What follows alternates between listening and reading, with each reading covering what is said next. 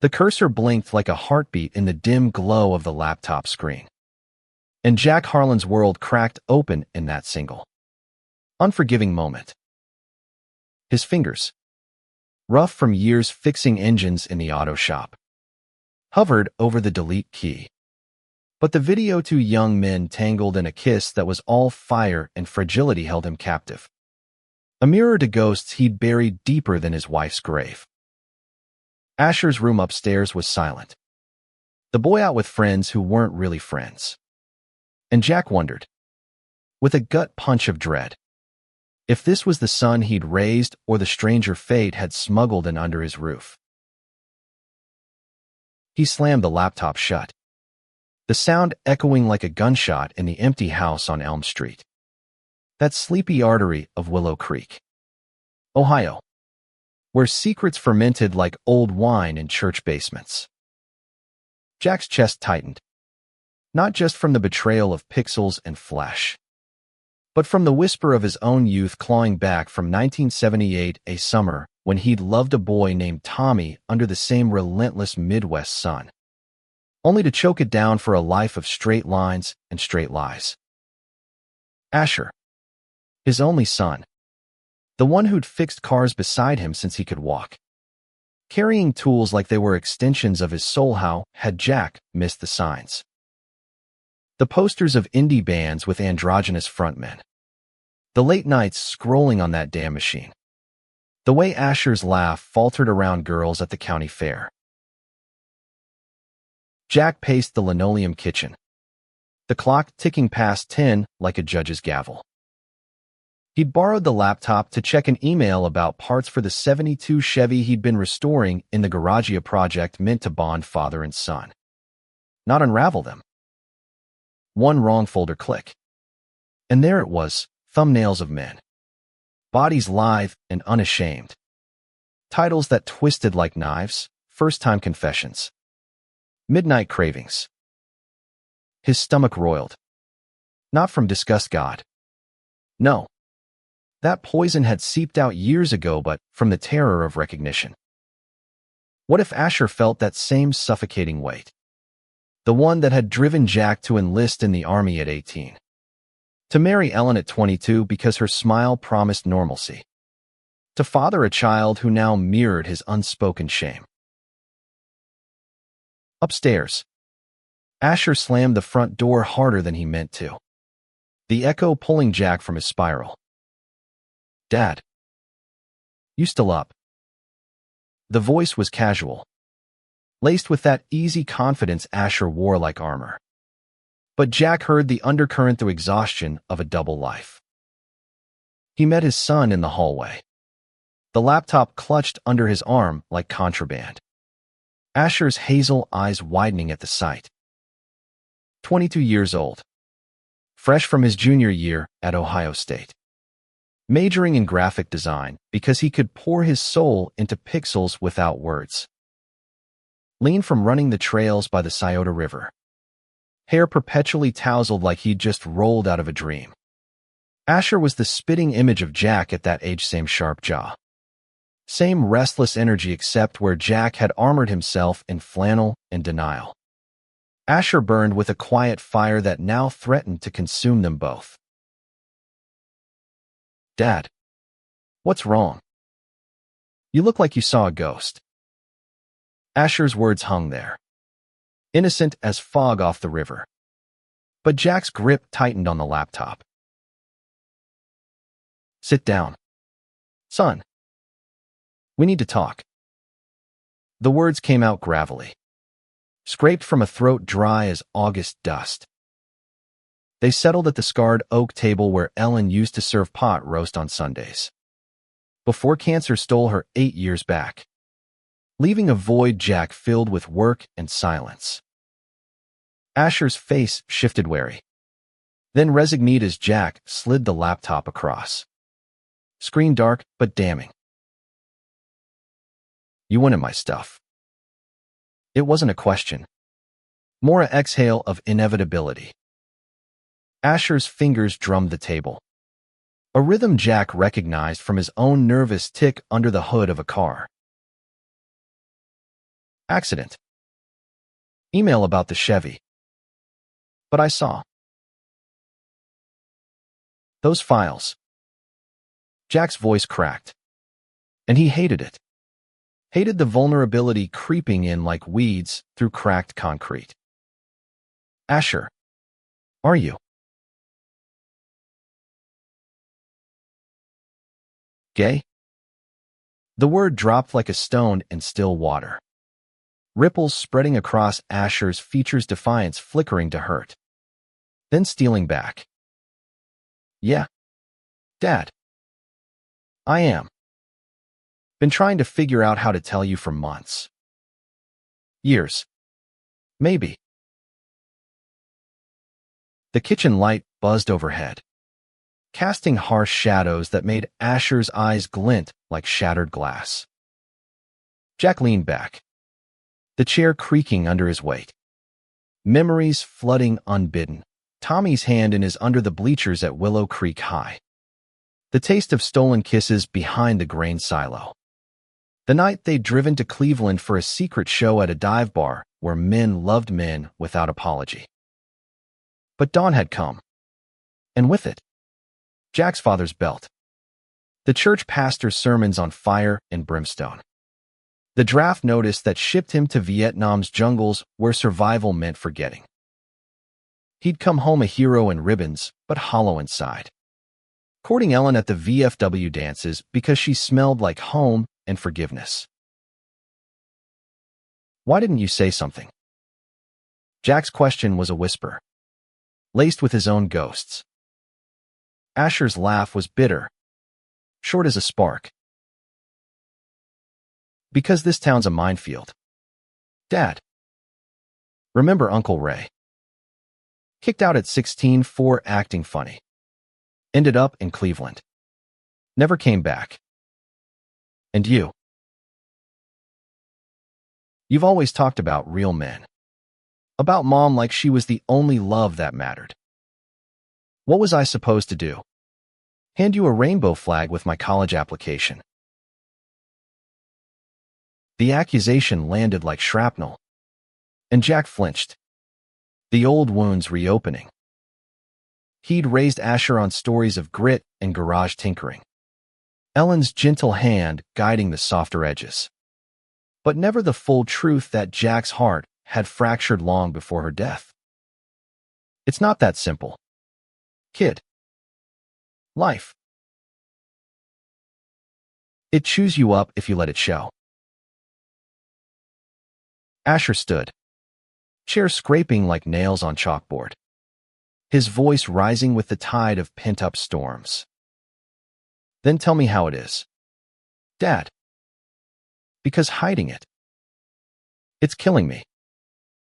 There's this guy, his name's Riley at school. We've been seeing each other. Sneaking around like criminals because every time I think about bringing him home, I see your face at the dinner table, talking about Coach Harlan's traditional values. Riley. The name pierced Jack sharper than any video thumbnail. A boyfriend. Real. Flesh and blood. Not some abstract sin from the pulpit. He pictured Asher with someone laughing over bad coffee in a dorm room. Hands brushing in the rain and envy twisted in his gut. Not for the boy, but for the freedom he'd never claimed. Bring him. Sometime. If you want. The offer hung there, tentative as a truce flag. But Asher's eyes narrowed, searching for the lie. You mean that? Or is this your way of fixing me? Like that time you thought therapy would toughen me up after the bullying in high school. Jack's fists clenched, knuckles widening. The bullying whispers in the locker room. Graffiti on Asher's truck that Jack had scrubbed off in rage but never confronted. He'd failed then, burying his own pain to play the stoic dad. I mean it. But there's something you need to know about me first. About why I'm such a damn hypocrite. The clock struck 11, the house settling into its bones around them. And Jack began to unravel the thread. Tommy's name first, spoken aloud after 47 years, tasting like rust and redemption.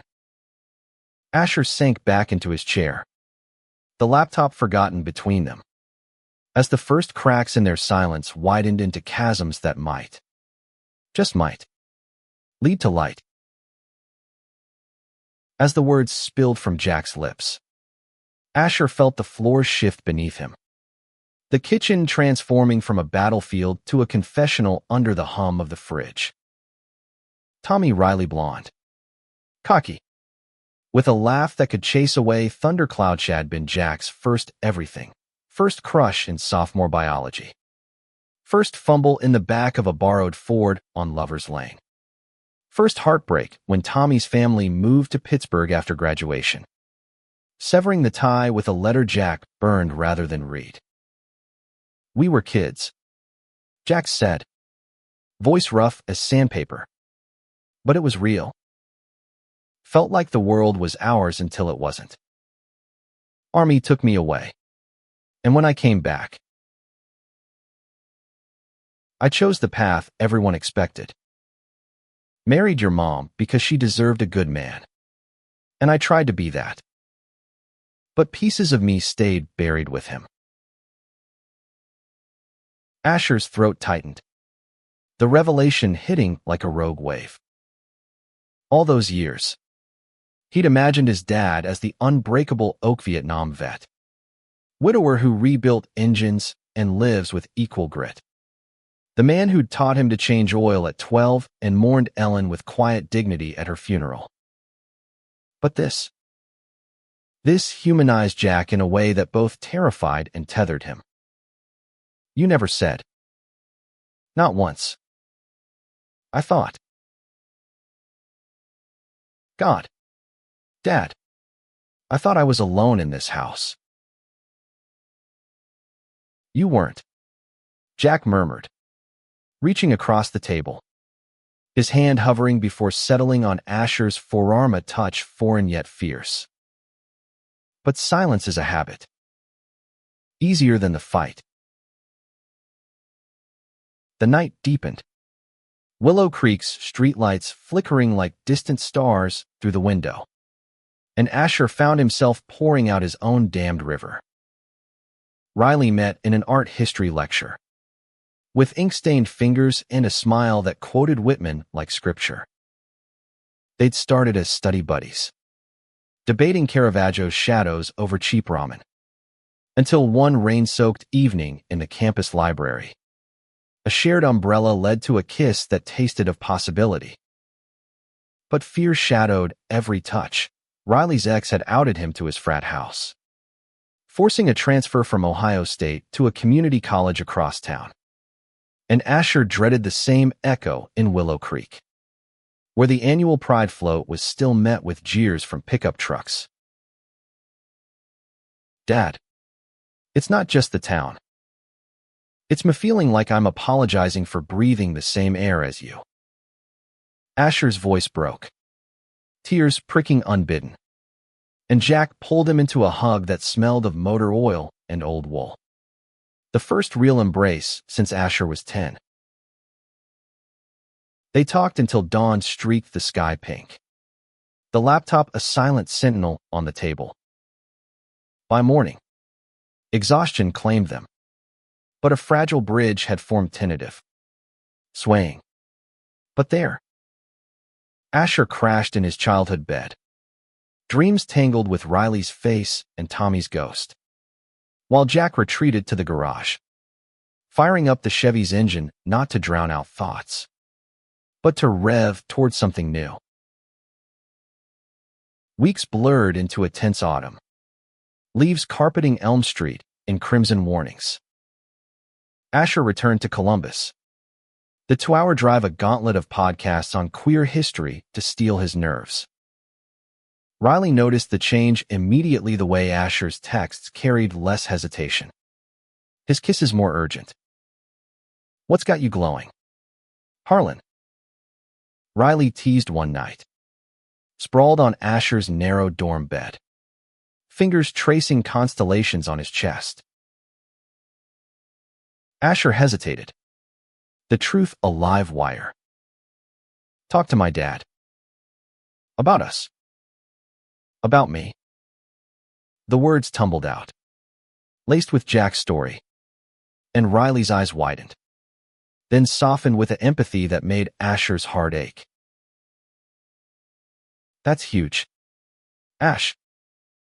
My folks still think I'm figuring it out. Riley's voice dipped, vulnerability cracking his usual bravado. 23. With a buzz cut from his brief army stint cut short by an injury that left his left knee scarred and a tattoo of a phoenix on his ribs for the rebirth he chased in every sketchbook. They'd bonded over shared wounds, Asher's high school taunts, Riley's discharge whispers. But now, with Jack's confession echoing, Asher felt the weight lift. Enough to whisper, "Come home with me for Thanksgiving." Meet him. Riley's grin was electric. Only if he promises not to bench press me. Back in Willow Creek, Jack wrestled his own thaw. He dusted off a shoebox from the attic letters from Tommy, yellowed and creased, postmarked from Pittsburgh, then San Francisco, where Tommy had chased the city's promise in the 80s, only to fade into age shadow by 92. Jack had mourned in silence, attending a vigil in Cleveland under a false name. The quilt panel with Tommy's name a stitch in his soul he'd never shared. Now, with Asher's courage mirroring his regret, Jack pinned a letter not to the dead, but to the living, an invitation to Riley, scribbled on shop stationery. Come eat turkey. Bring your appetite and your stories. Thanksgiving dawned crisp, the Harlan house alive with the scent of brine and pie. Jack's first solo attempt since Ellen. Asher arrived at noon, Riley in tow, the Jeep rumbling up the drive like a challenge.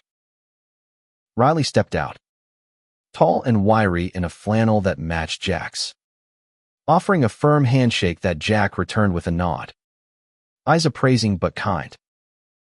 Heard you like cars. Got a '68 Mustang in the shop, could use a second set of eyes. Dinner unfolded in fits of laughter and loaded pauses, the turkey carved with precision. Stories swapped like currency. Riley regaled them with tales of street art in Columbus, his phoenix tattoo peeking from rolled sleeves, while Asher sketched idly on a napkin, capturing the scene in quick lines. Jack watched, heart swelling at the sight his son, alive and loved, in a way he'd only dreamed for himself. But as plates cleared, the conversation veered to deeper waters. You ever regret it, Dad? Choosing the straight path. Asher's question was soft, wine loosening tongues. Jack paused, fork midway to mouth. Every damn day. But regret's a thief. Stole too much already. Seeing you too. It's like getting a do-over. Riley leaned in, voice steady. My old man said the same once, after I came out. Took a punch to the gut, but he showed up to my first gallery show. It's not perfect, but it's progress. The fire crackled in the hearth, casting warm flickers on their faces. And for the first time, the Harlan home felt whole, not haunted, but healed. Yet shadows lingered. Jack caught Asher's glance toward the window, where Willow Creek's lights twinkled like judgmental eyes. The town hadn't changed. Pastor Hale still thundered against sodomites from the pulpit, and the local paper ran op-eds on family values that stung like salt. But inside these walls, Silence shattered into song. As night fell, Riley and Asher slipped out to the garage, the Chevy's hood propped like an invitation. Jack followed, beer in hand, joining them under the fluorescent buzz. Tools clattered. Stories flowed Tommy's wild drives, Riley's desert runs, and in that grease-streaked sanctuary, Jack felt the decades' weight lift, piece by rusted piece. Winter gripped Willow Creek like a jealous lover, snow blanketing the fields in hush-white lies. Asher and Riley's relationship deepened through stolen weekends hikes along the frozen Scioto, where breaths mingled in clouds of promise, and quiet nights in Asher's dorm, bodies entwined against the chill. But cracks formed, subtle as frost, Riley's impatience with Asher's hesitations. The way he'd snap when Asher dodged introducing him to old high school friends still trapped in the town's closet. "You're not ashamed of me, are you?" Riley asked one February evening, voice edged with old hurts, as they lay tangled in sheets scented with takeout lo mein. Asher pulled him close, heart pounding. "Never. It's just... Dad's trying, but the world's not." Last week at the shop, Old Man Greer made a crack about that fairy artist kid when I stopped by. Dad shut him down, but it lingers. Riley's eyes darkened, the phoenix on his skin seeming to stir. "Then fight it, Ash, or it'll eat you alive." He rolled away, staring at the ceiling cracks, and Asher felt the distance yawn a preview of fractures if they didn't bridge the gap between courage and caution. Meanwhile, Jack dove into his own reckoning. Emboldened by Thanksgiving's thaw, he attended a veterans support group in Dayton, where grizzled men swapped war stories laced with unspoken loves. The Marine who'd lost his foxhole lover to shrapnel, the pilot whose wingman was more than a name on a bracelet. There, Jack voiced Tommy's name to strangers first, the syllables freeing something feral in his chest. "He was my anchor," Jack confessed one rainy Tuesday, the circle nodding in quiet solidarity. "Lost him to the plague, they called it back then. Buried it all to keep going." The group leader, a silver-haired ex-Navy nurse named Clara, pressed a pamphlet into his hand. "PFLG parents, families, and friends of lesbians and gays. For your boy," she said with a wink. "And maybe for you." Back home, Jack pinned the pamphlet to the fridge, a beacon amid grocery lists. When Asher called that weekend, voice buoyant about a joint art exhibit with Riley, "Dad, you should come. It's in Columbus. Nothing fancy," Jack surprised them both. "Clear a spot. I'll drive up." The exhibit opening buzzed in a converted warehouse loft, fairy lights strung like stars over canvases alive with color. Asher's pieces dominated one wall, digital collages of fractured Midwestern landscapes, cornfields bleeding into city skylines. Figures half-shadowed in flannel and pride flags, evoking the push-pull of roots and rebellion. Riley's sculptures anchored the floor-welded metal phoenixes rising from rusted car parts, a nod to Jack's world reborn in queer fire. Jack arrived in his work boots, flannel crisp, feeling like an intruder amid the glitter and whispers. But Asher spotted him across the room, eyes lighting like dawn, and pulled him into the throng. "You made it." The hug was fierce, unscripted, drawing glances that Jack met with a steady gaze. Riley extended a hand, grinned sly. "Brought your torque wrench." These sculptures could use a tune-up. Laughter bubbled, easing the knot in Jack's gut. And as they toured the show, pride swelled not just for Asher's talent, but for the life blooming around it. A cluster of locals milled nearby. Willow Creek faces in the crowd, Mrs. Ellis from the library, her son Timmy, who'd always been artistic in ways the town shunned. Timmy approached hesitantly. Out since summer. And Jack clapped his shoulder. Fine work here. Reminds me of the murals in Nam Beauty from the Broken. The compliment landed soft, and Timmy's thanks was a bridge Jack hadn't known he craved. But as the night peaked, a shadow crossed the floor, Greg Harlan, Jack's estranged brother, barreling in with a scowl, beer breath souring the air. Greg, the family enforcer retired cop, pillar of Pastor Hale's flock, had heard whispers of the Fairy Fest and come to check on kin. What the hell is this? Jack. Parading our name in this. Filth. Greg's voice boomed, drawing stares, his finger jabbing at Asher's collagia-stylized kiss between two men under a harvest moon. Asher stiffened beside Riley, fists clenching. But Jack stepped forward, a wall of quiet fury. This is family. Greg. My son. His art. His life. You got a problem. Take it outside. Greg's laugh was ugly, laced with decades of disdain. The same brother who'd called Tommy that phase back in '78, who'd toasted Jack's wedding like a victory over weakness. You're soft. Always were. Mom and Dad raised us better than this rainbow bullshit. The room hushed, tension coiling like a spring, and Riley murmured to Asher, "Let me," but Jack held up a hand, eyes locked on his brother. Better.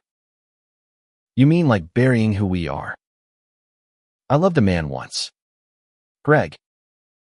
Tommy. And you watched me pretend for years.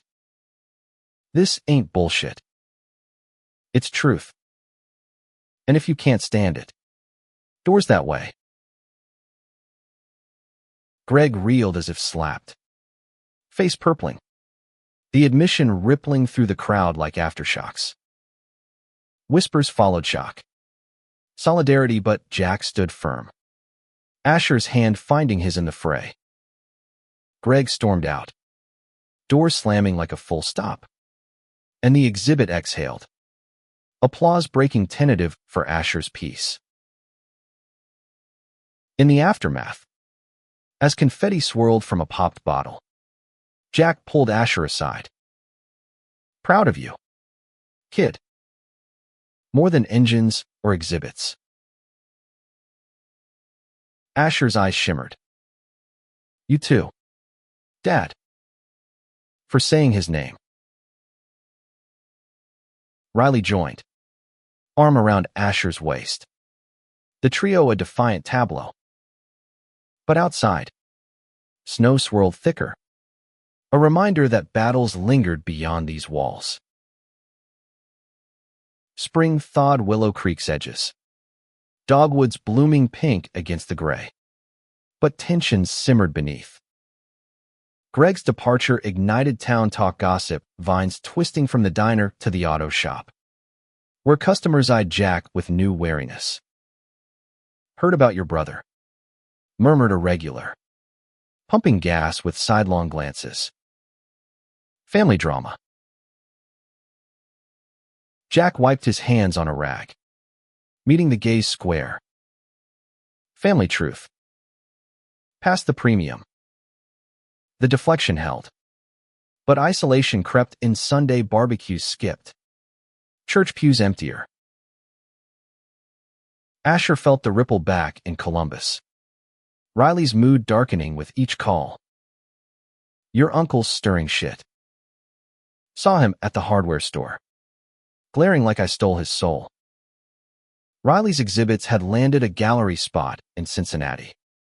But the high soured with doubt texts from old army buddies laced with slurs. A slashed tire outside his apartment that cops dismissed as random. It's the cost, Asher said one April night, as they picnicked under cherry blossoms by the Olentangy River. Blanket rumpled with half-eaten subs. Coming out. Dad's paying it now, too. Riley's jaw tightened. Phoenix tattoo flexing. Then why does it feel like we're always apologizing? I enlisted to prove I was man enough. Came out thinking it'd free me. Now, it's just more walls. The vulnerability cracked Asher open, and he kissed Riley fierce, tasting salt and spring. Because we build bridges, not walls. Remember Thanksgiving. Dad's letters all in. But words warred with wounds. And that weekend, Asher drove home unannounced, finding Jack in the garage, elbow deep in the Chevy's transmission. Radio crooning Springsteen. Need a hand? Asher offered, sliding under the hood. Jack glanced up. Grease-streaked smile. Always. Riley coming. Soon. But Uncle Greg called. Said he's praying for us. Means he's rallying the family against you. Jack's wrench paused. Sigh heavy. Let him. Blood's thicker, but truth's steel. Been thinking about Tommy's quilt. There's a display in D.C. Road trip. Asher's grin broke wide. Hell yes. The drive east unfolded like therapy on wheels, interstates humming under tires. Diners dishing pie and stories. They detoured through Pittsburgh. Jack's voice thick as they passed the old Riley neighborhood.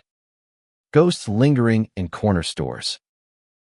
In D.C., the AIDS quilt sprawled vast on the mall. Panels a sea of names and loves lost. Tommy square-stitched with a faded Ford silhouette and forever in the fast lane drew Jack to his knees. Tears carving tracks through dust. Asher knelt beside, hand on shoulder. He'd be proud. Of this. Of us. Nodding, Jack traced the fabric. Missed my chance to say it. Won't miss yours. Back in Willow Creek, the trip's glow clashed with storm clouds. Pastor Hale's sermon that Sunday thundered on prodigal sons. Eyes flicking to Jack's empty pew. And Greg escalated petitions circulating at the VFW to restore values. Whispers targeting Asher's potential job at the local paper. Riley arrived for a visit. Tension electric. And over backyard beers. The three plotted defiance, a booth at the county fair. Asher's artist banner. But fracture struck swift. Riley's gallery canceled, citing community concerns. Blame tracing to Greg's calls. It's over. Riley spat that night, pacing the kitchen. Eyes wild. This town's poison. I'm out. Asher's plea tangled, fight with us, but Riley packed. Duffel slung. Door clicking shut like a guillotine. Jack watched from the porch. Silent sentinel. As Asher crumpled on the steps. Sobs racking under starless sky. He'll come back. Jack murmured. Arm around shoulders. Or he won't. But you. You're enough.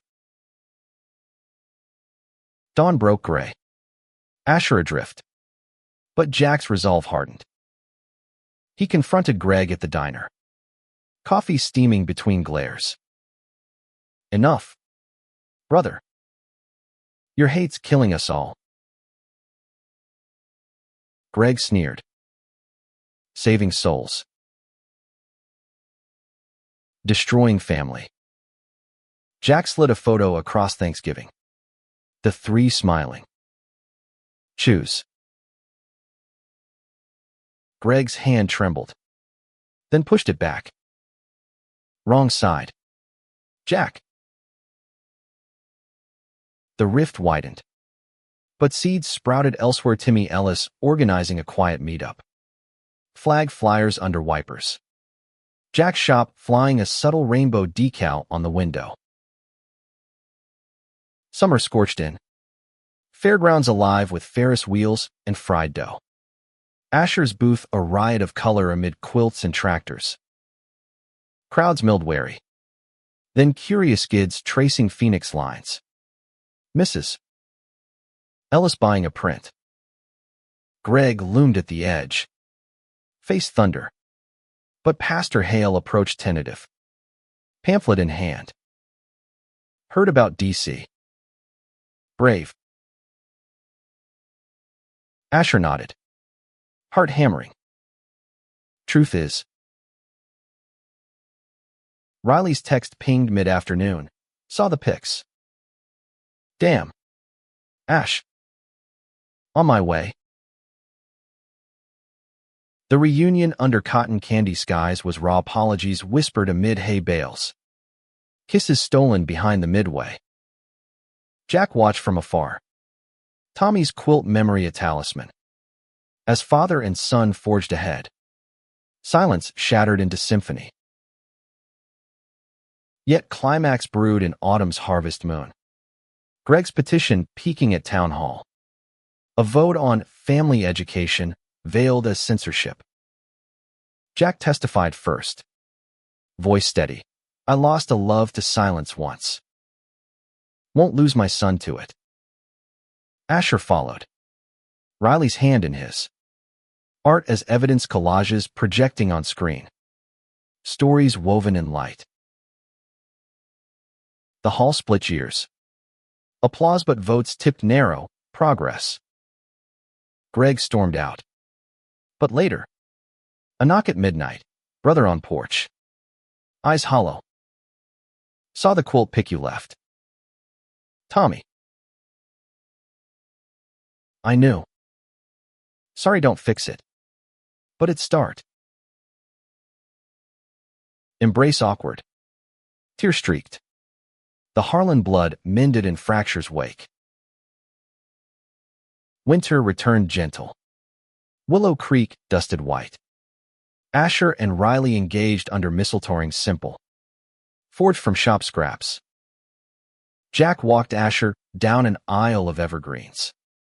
Vows echoing human truths. Love defies decades. Silence yields to song.